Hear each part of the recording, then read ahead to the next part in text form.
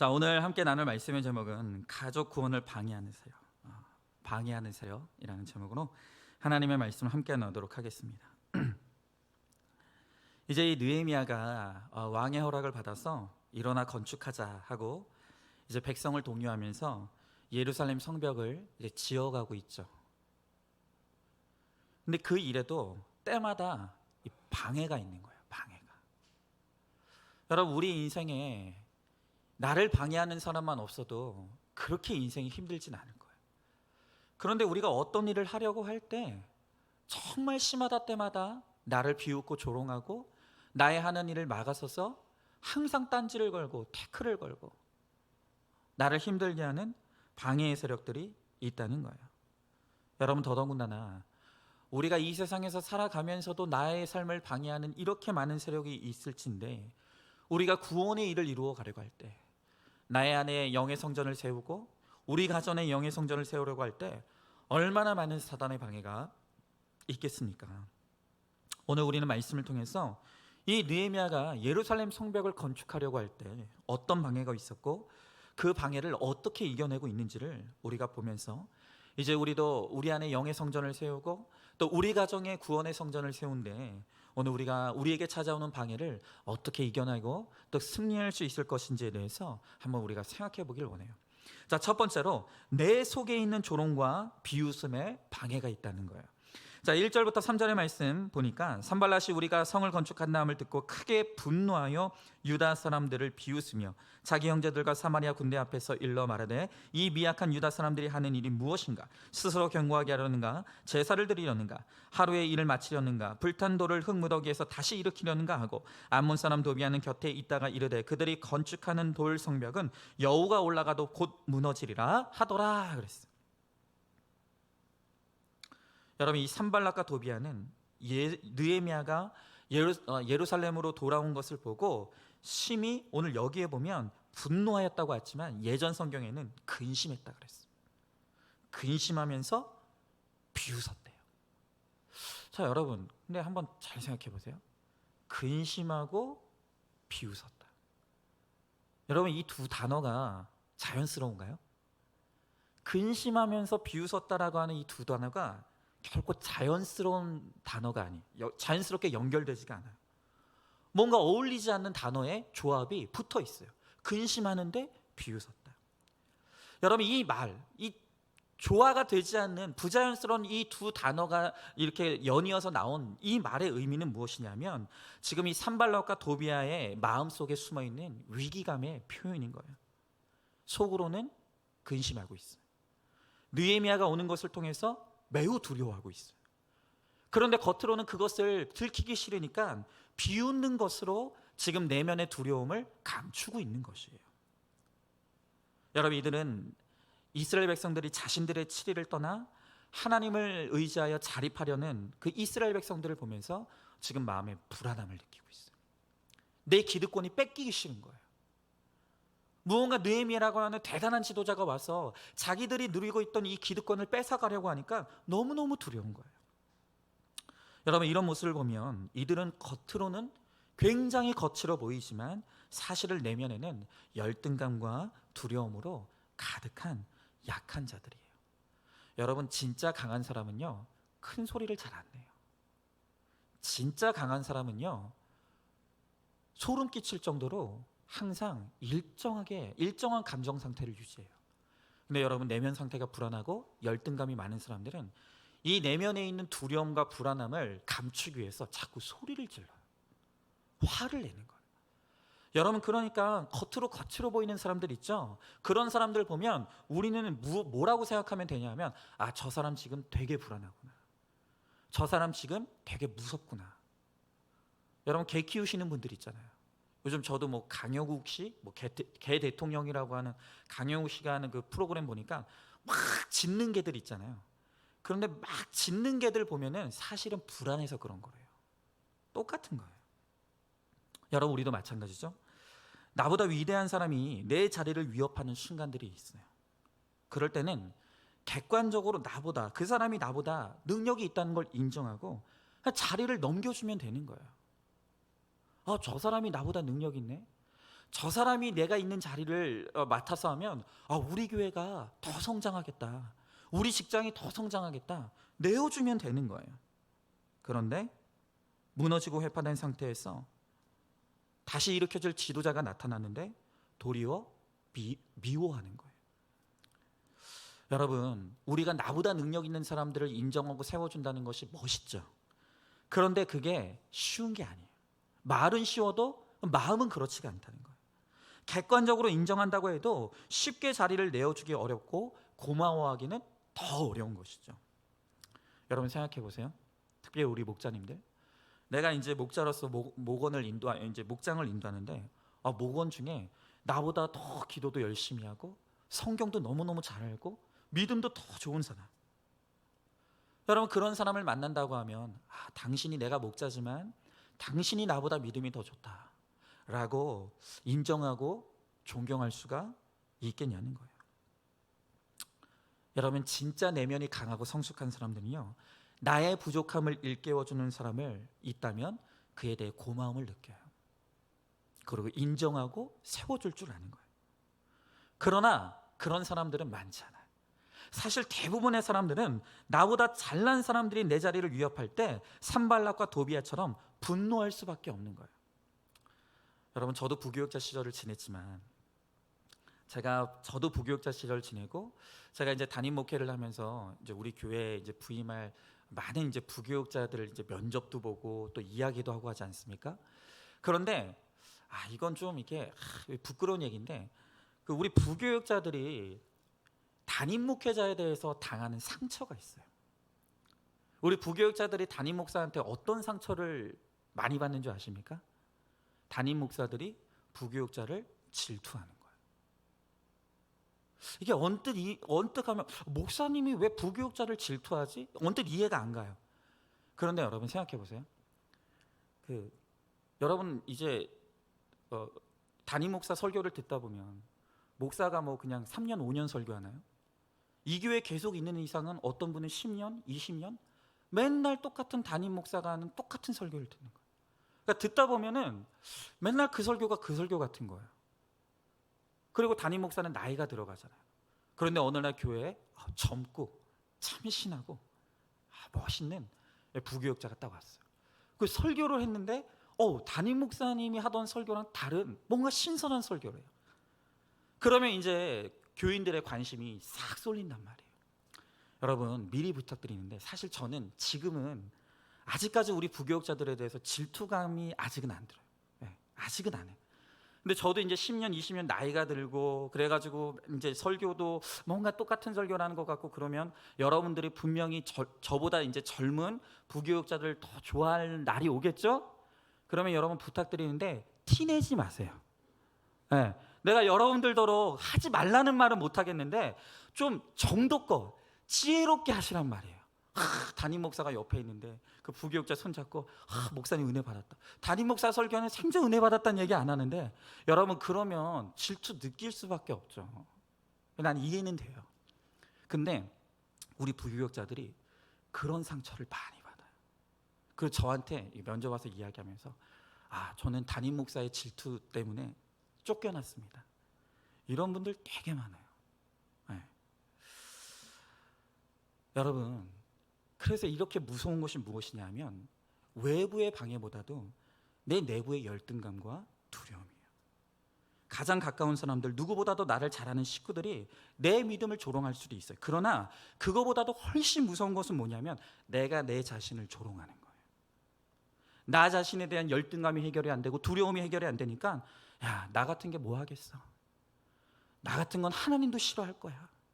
나 같은 게 무슨 목자가 되고 뭐가 되겠어. 끊임없이 나 스스로를 조롱하고 비웃는 거예요.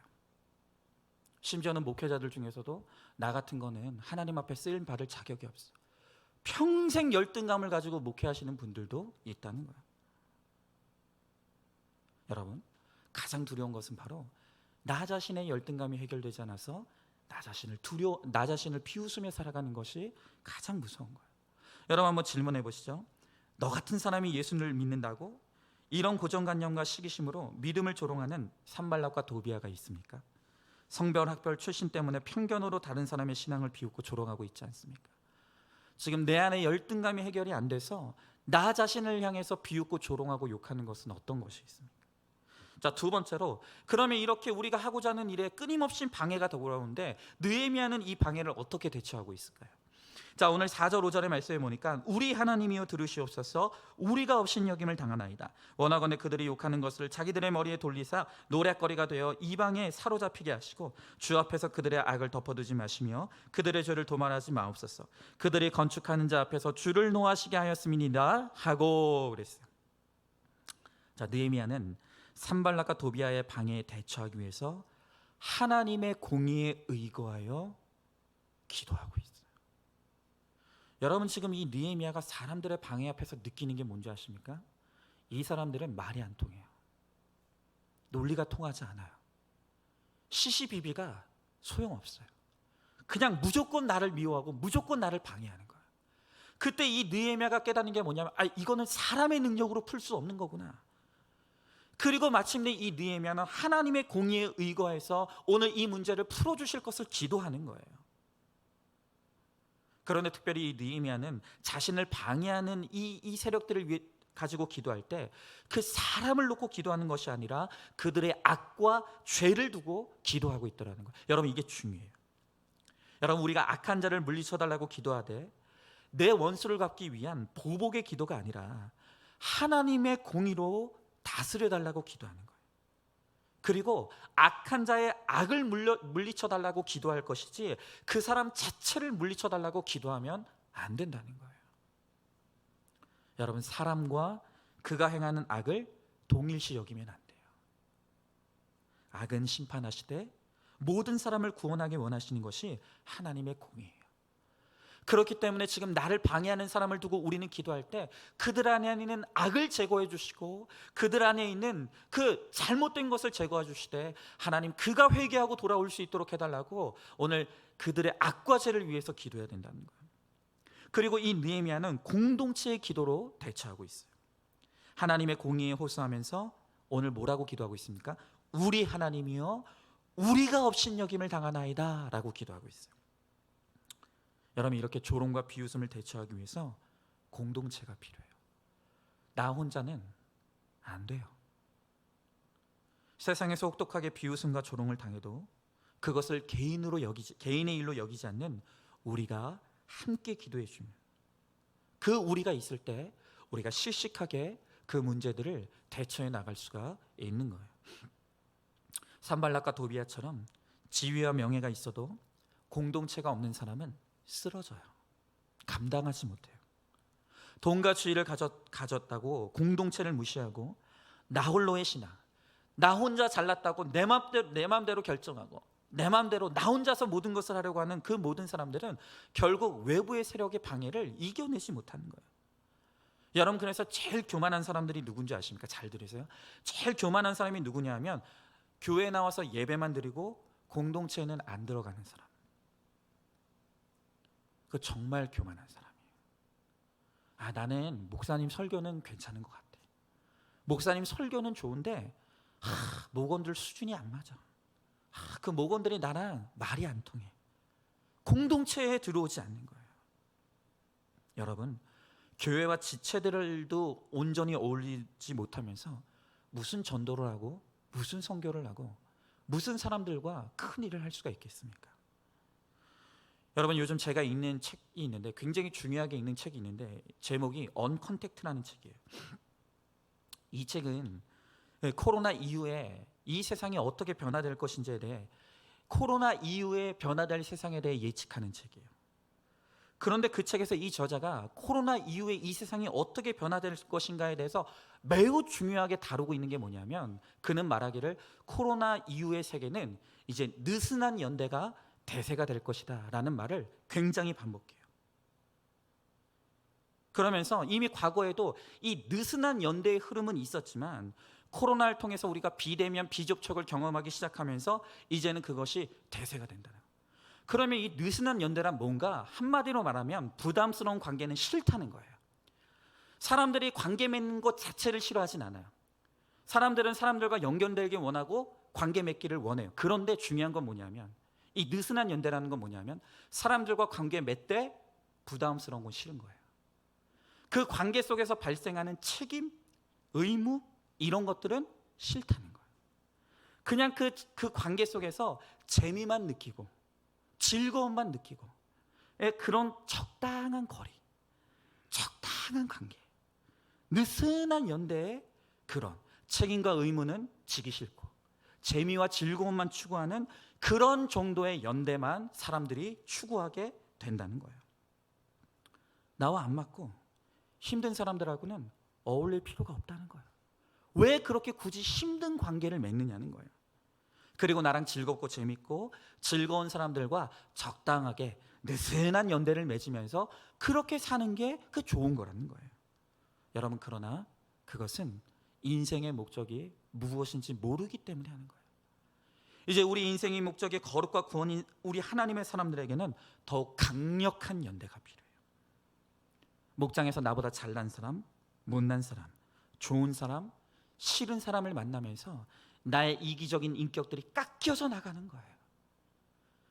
그리고 점점 더 많은 사람들을 품고 사랑해내고 그것을 통해서 나를 통해 많은 사람들을 구원으로 인도하는 바로 그러한 영혼 구원의 통로가 될 때 바로 우리 인생은 가치가 있고 의미가 있는 인생이 될 수가 있는 것이에요. 여러분, 여전히 예수 믿으면서도 내가 어울리는 사람은 늘 똑같은 사람, 늘 말이 통하고 즐겁고 편안한 사람만 추구하고 계십니까? 여러분은 여전히 성장하지 못해요. 성숙하지 못해요. 그렇기 때문에 하나님께서 여러분들을 통해 일하실 수가 없는 거예요. 여러분, 온갖 사람들 섞여 그리스도 안에서 한 몸을 이루려니 이런저런 잡음이 생기죠. 그러나 그 모든 과정을 거쳐 어떤 조롱이나 비웃음에도 흔들리지 않는 강력한 믿음의 성벽을 건축하게 되는 거예요. 또한 오늘 말씀에 보니까 주 앞에서 내 악을 덮어두지 않는 것이 방해에 대처하는 방법이라고 말합니다. 주 앞에서 내 악을 덮어두지 않는 것. 자, 여러분, 지금 나를 조롱하는 산발락과 배우자, 또 비웃는 도비야 상사가 있을 때 우리가 아니 내가 뭘 잘못했다고 나를 조롱하냐, 그 사람 때문에 속상해 죽겠다 이러면서 끊임없이 나를 힘들게 하는 상대방만을 탓한다고 한다면 여러분, 나도 똑같은 사람이에요. 예수님은 아무 죄가 없지만 오로지 우리를 구원하시기 위해서 모든 수치와 조롱을 묵묵히 감당하셨어요. 죽기까지 십자가를 지셨어요. 여러분, 최고의 사랑은 나에게 퍼붓는 조롱과 비웃음을 묵묵히 받아주는 거예요. 예수를 안 믿는 산발란 남편, 도비야 상사는 하나님을 모르기 때문에 그렇게 할 수밖에 없어요. 악이 뭔지 몰라서 회개도 할 수 없어요. 여러분, 그런데 나는 하나님을 믿어요. 매주마다 구속사의 복음을 들어요. 그런데 그들과 똑같이 분노하고 그들과 똑같이 욕하고 그들과 똑같이 다툼과 원망을 일삼는다라고 한다면 여러분, 그들은 몰라서 그렇지만 나는 알면서도 똑같이 행한 내가 더 악한 자라는 것이에요. 나를 비웃고 조롱하고 비웃는 그들을 원망하면서 나는 내가 얼마나 사랑이 없는 자인지, 내가 얼마나 용서하지 못하는 자인지를 깨달아야 돼요. 여러분, 남 탓하지 마세요. 언제나 우리 인생에는 나를 방해하는 사람들이 있어요. 내가 그들을 품어내는 품이 있는가? 나에게는 그들을 예수님과 같이 사랑하는 사랑이 있는가? 하나님은 오늘 우리가 그것을 보기를 원하시는 거예요. 그래서 그들의 악이 아닌 내 악을 덮어두지 마시라는 기도가 저절로 나오는 거예요. 여러분, 이 산발락과 도비야에게 우리는 감사해야 돼요. 왜요? 그들을 통해서 우리 악이 드러나잖아요. 내가 얼마나 사랑이 없는지, 내가 이 구속사의 복음을 듣고 있으면서도 얼마나 용서가 안 되는지, 나에게 얼마나 한 사람을 품는 품이 없는지를 우리가 그를 통해서 드러나잖아요. 어떤 사람은 그건 알겠는데 뭐 감사할 것까지 있느냐 그렇게 말하겠지만, 나를 조롱하고 비웃는 사람으로 인해서 내 속에 악이 드러나고 치유가 시작됐으니 그 감사해야 되지 않겠습니까? 여러분, 오늘 우리 권사님께서 기도해 주셨어요. 내 효자 자녀가 나를 배반했다는 고백을 하셨어요. 근데 그게 감사하대요. 왜냐하면 나를 배반하는 그 자녀를 통해서 내가 얼마나 내 안에 우상이 많이 세워져 있고, 내가 그것을 통해서 내가 하나님이 되어서 내 자녀들의 그냥 행복만을 추구했던 나의 잘못된 모습을 하나님께서 보게 하셨기 때문에, 그래서 나를 배반하는 그 자녀가 감사하다고 말하는 거예요. 여러분, 애굽의 노예로 살던 이스라엘 백성을 구원하기 위해 바로 왕을 사용하신 것처럼 하나님께서 악인을 쓰실 때가 있어요. 그래서 잠시 악인을 형통하게 하시고 내가 조롱당하게 하셔도 여러분, 그것 때문에 힘들어할 필요가 없어요. 왜냐하면 그 모든 수고를 통해서 하나님은 나의 거룩과 구원을 이루어 가시기 때문에 우리는 그들에게 감사해야 돼요. 그러나 오늘 그들이 나를 격동하는 것이 아니라 하나님을 격동하시기 때문에 그들 또한 하나님이 때가 되면 반드시 다루신다는 거예요. 자, 오늘 6절에 보니까 이에 우리가 성을 건축하여 전부 연결되고 높이가 절반에 이르렀으니 이는 백성이 마음을 들여 일을 하였음이라 그랬어요. 자, 보세요. 산발락과 도비아가 격동하나 나니까 백성들이 더욱 믿음 안에서 똘똘 뭉쳐가지고 힘을 내는 거예요. 이래서 산발락과 도비아가 나를 위해서 수고한다고 말하는 거예요. 이들이 그렇게 나를 방해하지 않으면 우리가 뭐 갖고 기도하겠습니까? 이들이 이렇게 나를 힘들게 하니 우리가 눈물을 흘리며 두 손 들고 천부의 의지 없어서 내가 두 손 들고 나옵니다. 겸손하게 구할 수가 있는 거예요. 여러분, 더 힘든 상황임에도 나를 방해하는 사람들을 통해서 내가 더욱더 주님을 의지하게 되니 더 큰 역사를 이뤄서 이제 고가 절반에 미쳤다 그랬어요. 여러분, 이렇게 어떤 비웃음과 조롱 속에서도 나의 악과 죄를 보기 시작하면 이미 절반은 된 거예요. 여러분, 부부도 가족도 한 마음이 되기 참 어려워요. 그러나 각자 자기 죄를 보는 공동체는 모든 일에 이렇게 한 마음이 될 수가 있는 것이죠. 자, 질문해 봅니다. 세상에서 조롱당하는 지체의 고난을 믿는 우리가 당하는 것으로 생각하고 기도에 동참합니까? 내가 조롱당할 때 함께 기도해 줄 우리 공동체가 있습니까? 나를 조롱하는 그들을 통해 나의 미움과 분노를 깨닫고 먼저 나의 악을 덮어두지 마시라고 회개의 기도를 드리고 있습니까? 자, 세 번째로 이번에는 또 이 느헤미야에게 방해와 유혹의 연합 공격이 있어요. 자, 오늘 7절 8절의 말씀에 보니까 산발락과 도비아와 아라비아 사람과 암몬 사람들과 아스돗 사람들이 예루살렘 성이 중수되어 그 허물어진 틈이 메꾸어져 간다 함을 듣고 심히 분노하여 다 함께 꾀하기를 예루살렘으로 가서 치고 그것을 요란하게 하기로 그랬어요. 지금 이 예루살렘 성벽이 점점 완성되어질수록 그 소문을 듣고 악한 자들이 한 마음으로 연합하고 있어요. 여러분, 평소에는 원수처럼 지내던 사람들도 예수 믿는 사람들을 대적할 때는 이렇게 일사불란하게 하나 돼서 공격하는, 그러니 이게 사단의 역사가 아니고서 뭐겠습니까? 여러분, 영적 성전을 중수하려고 해도 뇌물 안 받고 카드빚 안 지고 술 끊고 퇴락한 것을 보수하고 있는데 주변에서 연합해서 공격하는 거야. 야, 예수가 밥 먹여주냐? 그렇게 해서 언제 돈 벌래? 뇌물 좀 받으면 어때? 끊임없이 내 마음을 요란케 하는 거야. 돈의 유혹, 쾌락의 유혹이 사방에서 내 마음을 공격하면서 내 마음을 요란하게 하는 것이죠. 자, 9절의 말씀에 보니까 우리가 우리 하나님께 기도하며 그들로 말미암아 파수꾼을 두어 주야로 방비하였는데 라고 그랬어요. 여러분, 이렇게 방해의 세력의 협공에 대처하는 방법도 역시 우리 하나님께 우리가 기도하는 거예요. 여러분, 이렇게 정신을 차릴 수 없는 유혹과 공격 속에서 나를 깨어있게 하는 우리가 있으면 기도의 힘으로 물리칠 수가 있는 거예요.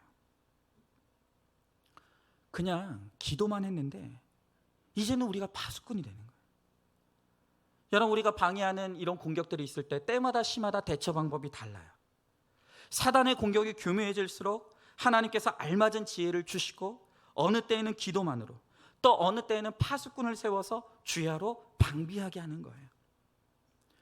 여러분, 하나님께 기도하면서 파수꾼을 세운다는 게 무슨 의미입니까? 부부의 문제, 자녀의 문제를 놓고 기도하되 그 문제에 대한 객관적인 시각을 가지는 거예요.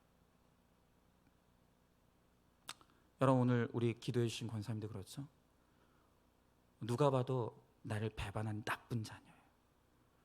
그런데 우리 공동체가 그 자녀는 나쁜 자녀가 아니라 나의 거룩과 구원을 위해서 수고하는 자녀다, 이렇게 영적인 시각으로 객관화시켜주는 거예요.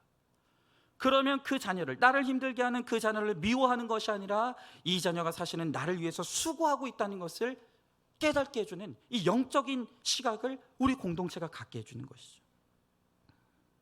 여러분, 그러기 위해서 큐티가 나의 파수꾼이 되고 목장 예배가 파수꾼이 돼요. 지금 우리가 비록 목장 예배를 드리고 있지 못하지만 부지런히 서로 연락하고 전화하고 그렇게 하면서 함께 나누는 거예요. 내가 어느 한쪽에 치우치지 않도록 깨어서 서로 파수해 주는 것이 바로 방해 세력의 협공에 대처하는 이 최고의 전략인 것이에요. 자, 한번 질문해 봅니다. 세상의 것을 끊고 믿음의 성전을 세워가는데 힘을 모아 방해하는 세력이 있습니까? 그럴 때 대처할 수 있는 힘은 역시 우리에서 나온다는 것. 믿음의 공동체에서 힘든 것은 나누고 기도하며 서로 파수꾼이 되어서 대처하고 있습니까? 여전히 내 힘든 것을 이야기하면 그놈 나쁜 놈이네, 다 그냥 끝내버려 이렇게 인간적인 위로만 하시지 말라. 큰일 나는 거예요. 자, 마지막 네 번째로 결국 가장 무서운 것은 내부의 방해 세력이에요. 자, 10절의 말씀에 보니까 유다 사람들은 이르기를 흙무더기가 아직도 많거늘 짐을 나르는 자의 힘이 다 빠졌으니 우리가 성을 건축하지 못하리라 하고 그랬어요. 자, 여기에 보니까 이제까지 이 느헤미야가 수많은 방해 세력에 시달렸어요. 외부의 세력들이 끊임없이 공격했어요. 그런데 이제 그들이 어느 정도 잠잠해지니까 이번에는 내부에서 불평이 나오기 시작하는 거예요. 다른 사람도 아닌 유다 사람들끼리. 이제는 외부의 방해를 물리치려고 끊임없이 노력하고 있는데 내부의 유다 사람들이 힘을 빠지게 만드는 거예요. 어떻게 해요? 흙무더기가 아직 많이 남아서 성을 건축하지 못하리라. 힘 빠지는 소리만 하는 거예요. 힘 빠지는 소리만. 지금까지 수고했는데 금세 뭔가 나타나는 것 같지 않으니까 에이, 기도 그만할까 봐. 에이, 뭐 큐티에도 변하는 것도 없는데 그만할래. 목사님 맨날 어떤 사건 속에서도 내 죄만 보고 회개만 하면 된다고 하는데 뭐 아무리 회개해도 달라지는 거 아무것도 없는데 나 이제 그만할래. 여러분, 외부의 적 때문에 공동체가 무너지지 않아요. 그러나 내부에서 우리 안에 확신이 사라지고 그렇게 우리가 믿음의 눈이 아닌 이 육신의 눈으로 우리가 바라보기 시작할 때 우리 안에 우리 스스로 무너지게 되는 거예요. 오늘 11절 12절의 말씀에 보니까 우리의 원수들은 이르기를 그들이 알지 못하고 보지 못하는 사이에 우리가 그들 가운데 달려 들어가서 사륙하여 역사를 그치게 하리라 하고 그 원수들의 근처에 거주하는 유다 사람들도 그 각처에서 와서 10번이나 우리에게 말하기를 너희가 우리에게로 와야 하리라 하기로 그랬어요. 자, 내부에서는 힘 빠지는 소리를 계속해요. 그거 안 돼, 그거 못해, 그만둬. 여러분, 어떤 사람들은요 복잡한 문제도 단순화시키는 사람이 돼 있어요. 그런데 어떤 분들은요 단순한 문제도 복잡하게 만드시는 분들이 있어요. 목사에게도 마찬가지. 목사가 고민하고 힘들어 있을 때 어떤 분들은 와가지고 목사님 기도해요, 기도하시면 돼요. 목사님, 우리가 말씀으로 그렇게 깨달으면서 왔잖아요. 힘들어하지 마세요. 뭔가 복잡한 문제인데 그분이 오면 문제가 단순해져요.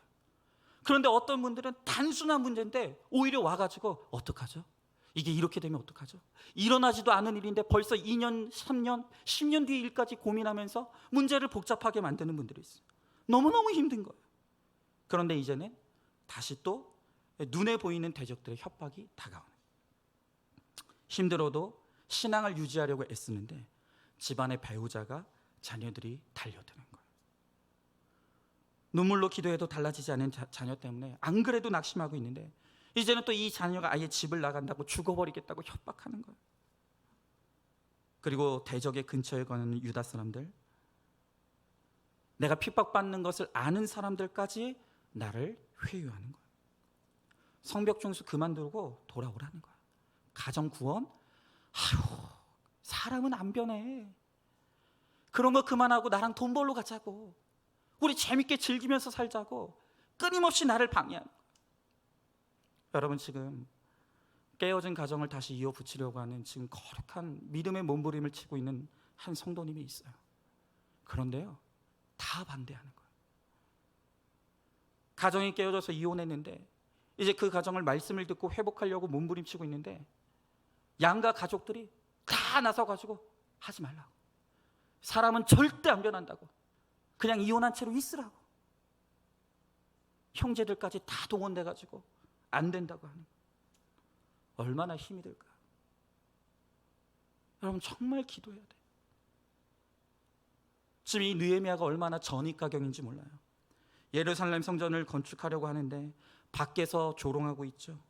안에서 힘 빠지는 소리만 해대고 있죠.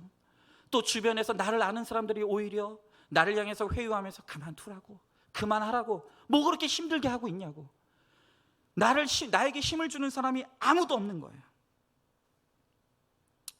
오늘 13절 14절의 말씀 보니까 내가 성벽 뒤에 낮고 넓은 곳에 백성이 그들의 종족을 따라 칼과 창과 활을 가지고 서 있게 하고 내가 돌아본 후에 일어나서 귀족들과 민장들과 남은 백성들에게 말하기를 너희는 그들을 두려워하지 말고 지극히 크시고 두려우신 주를 기억하고 너희 형제와 자녀와 아내와 집을 위하여 싸우라 하였느니라.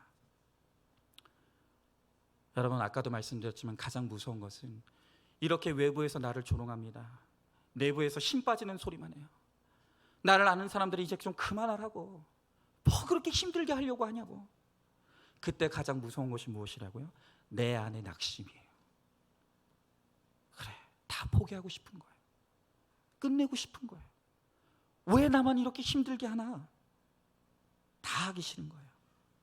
여러분 그때 내 속에 나를 낙심케 하는 이 방해에 대처하는 방법은 사단보다 크고 두려우신 하나님을 기억하는, 말씀의 칼과 창과 활을 가지고 싸워야 됩니다. 여러분 어제도 한 분이 저에게 찾아왔어요. 그러면서 저에게 말씀하시는 게, 목사님, 내가 내 가정을 다시 바로 세우고 내 가정을 다시 정말 이어붙이려고 하는데 너무너무 힘들다. 모든 사람이 반대하고 모든 사람이 그만두라고 한다고. 목사님 나 그만두고 싶다고. 그래서 제가 그분한테 뭐라고 말씀드렸냐면 그 사람을 상대하지 마시라고, 그 문제를 상대하지 마시고 그 문제 뒤에 있는 하나님을 상대하시라고. 오늘 나를 끊임없이 힘들게 하는 오늘 이 사건 속에서 하나님이 지금 나에게 무엇을 원하시는지, 하나님이 나에게 어떤 것을 보길 원하시고 듣기를 원하시는지를 생각하면서 하나님을 상대해야지, 사람을 상대하면 힘 빠져요, 낙심해요, 이 싸움에서 승리하지 못해요. 그럴수록 하나님을 바라봐요. 하나님이 지금 나에게 무엇을 원하시는지를 들어야 돼요. 그리고 하나님이 원하시는 뜻대로, 인도하신 대로 따라가면 사람도 해결되는 거예요. 문제도 해결되는 거예요. 여러분 결국 구원의 관점으로 보지 못하면 방해에 대처할 수 없어요. 하나님을 모르는 가족은 부자여도 가난해도 결국 방해가 돼요. 그래서 가족 구원이 이루어지지 않으면 작은 방해에도 대처하지 못하고 나락으로 쉽게 떨어지는 거예요. 여러분 오늘 이 산발락과 도비아처럼 내 믿음을 조롱하고 비웃는 사람들이 지금 내 가족 중에 있어요. 내 주변 사람들 중에 있어요. 나랑 가장 가까운 사람들 중에 나를 방해하는 사람도 있어요. 하나님을 알지 못해서 악이 무엇인지도 모르고 사단의 도구로 쓰임받는 부모, 형제, 배우자, 자녀들이 있다는 것이에요. 여러분 그러나 그 모든 사람들보다도 더 무서운 것은 바로 변하지 않는 나예요. 내 속에 나를 낙심하게 하는 나의 열등감과 두려움이에요. 여전히 그 힘든 상황 속에서도 하나님을 바라보지 못하는 나의 어두워진 영적인 상태예요. 여러분 내가 죽을 때까지 가족이 구원되는 걸 보지 못할 수도 있어요. 그러나 당장 변화되지 않아도, 갈수록 방해가 심해져도 오늘도 그들의 구원을 위해 눈물을 흘리며 가는 것. 그러한 방해와 어려움이 있기 때문에 나는 주님의 은혜가 아니면 살아갈 수 없습니다.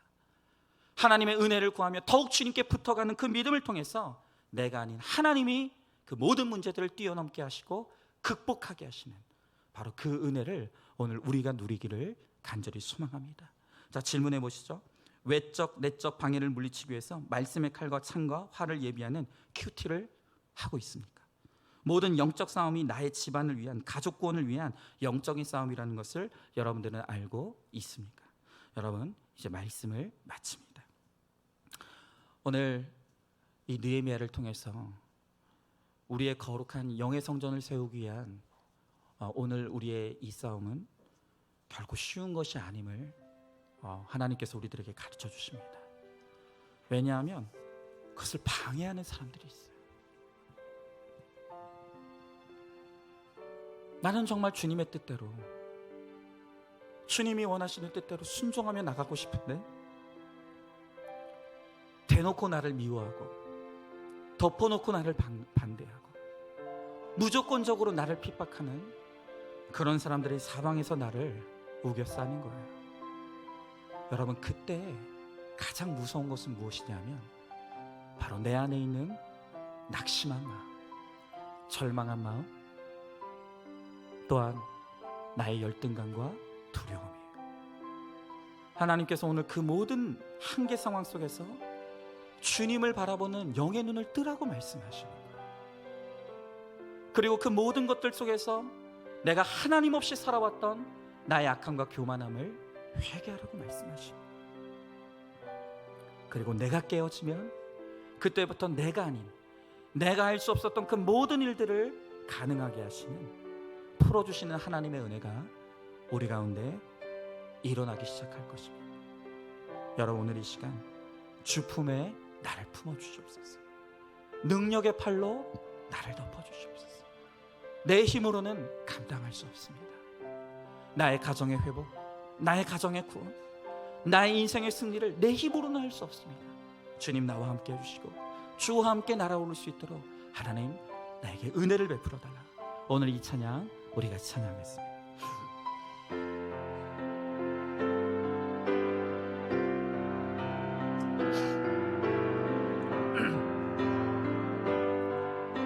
우리 같이 찬양합니다. 주 품에 품으소서.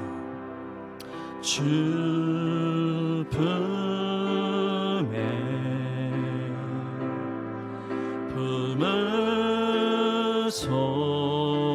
품으소서.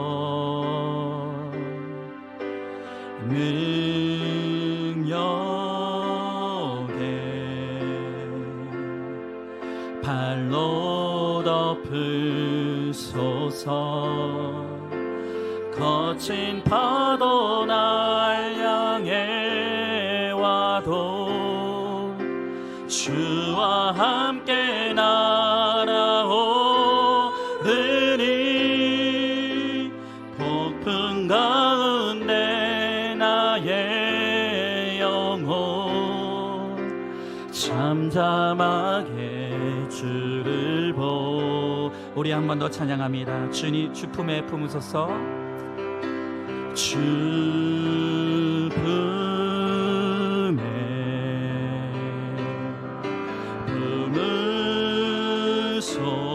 품으소서.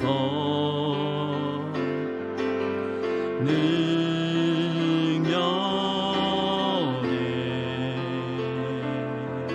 발로 덮을. 우리 2절 찬양합니다. 주님 안에 나 거하리라. 주님 안에 나 거하리.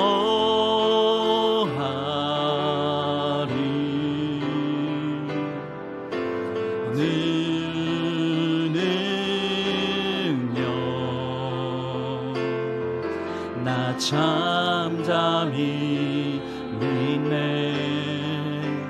거친 파도 날 향해 와도 주와 함께 날아오르니 폭풍 가운데 나의 영혼 잠잠하게. 우리 한 번만 더 찬양합니다. 주님 안에 나 거길 원합니다. 주님 안에 나 거하. 주님의 능력을 잠잠히 믿습니다. 주는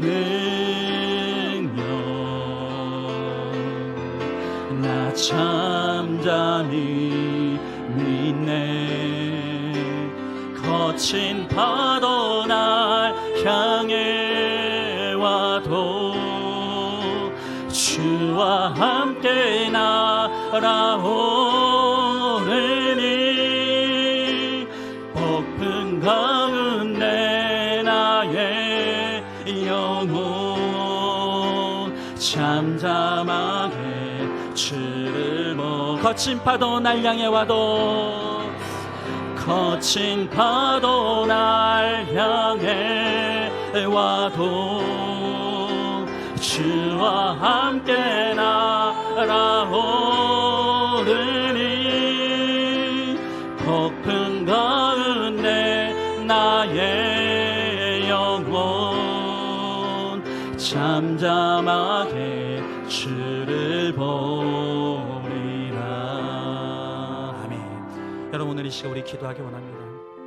오늘 우리가 인생의 목적을 거르게 되고 오직 내 가정의 구원을 위해, 우리 지체들의 구원을 위해서 우리가 나의 수고를 다하여 힘써 싸우고자 할 때 수많은 방해들이 있습니다. 왜 그렇게 힘들게 사냐고, 그게 무슨 의미가 있냐고, 남들 다 편하게 신앙생활하는데 왜 그렇게 유별나게 예수 믿느냐고.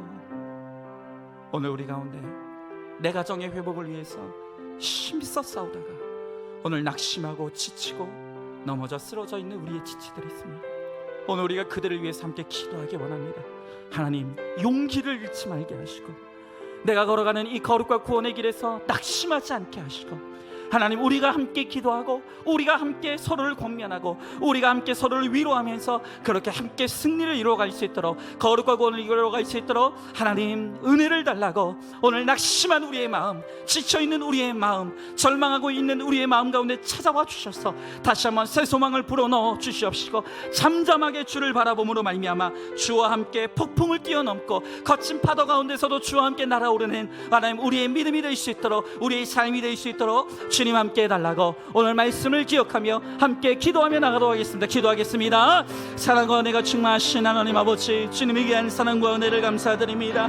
아버지 하나님, 오늘 우리가 주님 앞에 나아갑니다. 우리의 지친 심령과 하나님 메마른 마음으로 아버지, 도저히 내가 감당할 수 없는 이 문제들 앞에서 아버지 내가 절망하며 오늘 주님 앞에 나왔습니다. 주여 하나님 아버지, 우리를 가운데 함께하여 주셔서 내 힘으로는 도저히 감당할 수 없습니다. 아버지, 내 능으로는 도저히 감당할 수 없습니다. 사방으로 나를 우겨싸고 아버지 하나님 아버지 나를 조롱하고 비웃고 아버지 나를 반대하며 나를 핍박하며 아버지 나를 힘들게 하는 그 많은 세력들이 있습니다. 주여 하나님 아버지, 나로 하여금 낙심한 내 마음을 위로하여 주시옵시고 아버지 내가 걸어가는 이 믿음의 길, 아버지 구원의 길, 이 거룩의 길을 포기하지 않게 하여 주시옵시고 오직 주님 바라보며 주의 은혜를 간구함으로 말미암아 아버지 주의 은혜에서 내가 거룩하여지고 주님의 은혜로 말미암아 그 모든 문제들을 극복하게 하시고 뛰어넘게 하시는 하나님의 은혜를 누리며 나아갈 수 있도록 주여 함께하여 주시옵소서. 믿습니다. 하나님, 오늘 우리 사랑하는 성도들 주님 안에 살기를 원하고 주 뜻대로 살기를 원하며 주의 뜻을 이루기를 원하며 그렇게 간절히 소망하지만 나라와 하여금 이 거룩과 구원을 길을 가려고 할 때 끊임없이 나를 방해하고 나를 반대하고 핍박하며 끊임없이 나를 조롱하는 방해의 세력들이 있음을 오늘 우리가 바라봅니다. 그들의 말 한마디 한마디가 나에게 비수가 되어 나를 상처 입히고 나를 아프게 하고 나를 절망과 괴로움과 비탄에 빠지게 합니다. 그리고 사단은 그 모든 것을 통해서 우리의 거룩과 구원의 몸부림을 멈추게 만들고 이제는 그만하라고 합니다. 하나님, 오늘 이 시간 한없이 절망하고 낙심한 마음으로 이곳에 온 성도들이 있습니다. 내가 그토록 하나님 앞에 기도하며 열심히 내 가족의 구원을 위해서, 내 가족의 회복을 위해서 몸부림치지만 보이는 것이 없고 너무나 그것이 멀게만 느껴져서 하나님 힘들어한 지체들이 있습니다. 주님, 오늘 이 시간 기도하며 주님께 간구하오니 낙심한 우리의 마음 가운데 찾아와 주시옵소서. 오늘 주님이 우리와 함께하고 계신 것을 볼 수 있는 영안의 눈을 열어 주시옵소서. 그러므로 말미암아 주와 함께 일어날 수 있게 하여 주시옵시고, 주와 함께 거친 바다를 뛰어넘을 수 있게 하여 주시옵시고, 하나님 그 문제를 극복하게 하시는 하나님의 은혜로 말미암아 하나님 아버지 마침내 주님이 원하시는 데까지 우리가 자라나며 거룩과 구원의 큰 역사를 이루어갈 수 있도록 주님께서 함께하여 주시옵소서. 하나님 우리 공동체 가운데 함께하여 주시옵소서. 이 코로나의 질병의 재앙 가운데서 하나님 이 공동체를 잃어버리고 오늘 이 공동체로부터 떠나가 있는 성도들이 있지 않습니까? 아버지 우리의 마음을 모아 주시옵시고 우리 뜻을 모아 주시옵시고, 아버지 그래서 비록 어렵고 힘들지만 이 공동체 안에 하나님 우리의 영혼이 심겨져 있음으로 말미암아 이 공동체 안에서 날마다 힘을 얻고 용기를 얻어 하나님 힘써 싸워 승리하는 우리 모두가 되게 하여 주시옵소서. 믿사오며 사랑이 많으신 우리 예수님 이름 받들어 기도드리옵나이다. 아멘.